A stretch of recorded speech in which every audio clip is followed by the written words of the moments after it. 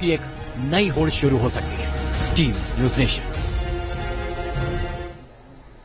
राहुल गांधी के दिए बयानों पर बीजेपी नेता सुधांशु त्रिवेदी प्रेस कॉन्फ्रेंस कर रहे हैं। क्या कुछ कह रहे हैं, आपको सुनवाते हैं।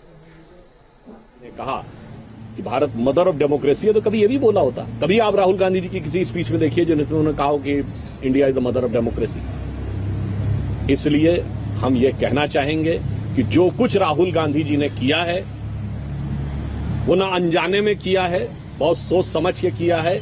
ये कांग्रेस पार्टी और राहुल गांधी जी आदतन करते हैं, फितरतन करते हैं। और अगर कहा जाए, इसको अन्यथा न लिया जाए, तो कुछ हद तक कांग्रेस पार्टी ये सब शरारतन करती है।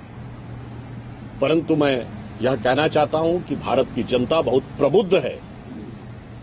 वो मुस्लिम लीग के सेकुलरिज्म, इत्तिहादे मुसलमीन के सेकुलरिज्म, पीरजादा अब्बास सिद्दीकी के सेकुलरिज्म, सिमी के सांस्कृतिक संगठन होने का सारा अर्थ समझती है। और अर्थव्यवस्था के आधार पर भी मैं या कांग्रेस पार्टी से विनम्रता से कहना चाहता हूं कि जितने देशों का दौरा पिछले कुछ समय में राहुल गांधी जी ने आदतन किया है, फितरतन किया है, उनमें से एक देश बता दें जहां आज की डेट में रेट ऑफ इन्फ्लेशन भारत से कम हो और रेट ऑफ इन्फ्लेशन भारत से ज्यादा हो और रेट ऑफ ग्रोथ भारत से कम हो।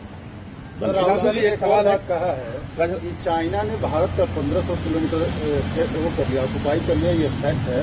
और साथ ही उन्होंने कहा कि मुझे इसलिए पनिश किया गया कि मैंने अदानी पे प्रश्न उठाया, इसलिए मुझे पनिश कर दिया गया जल्दी।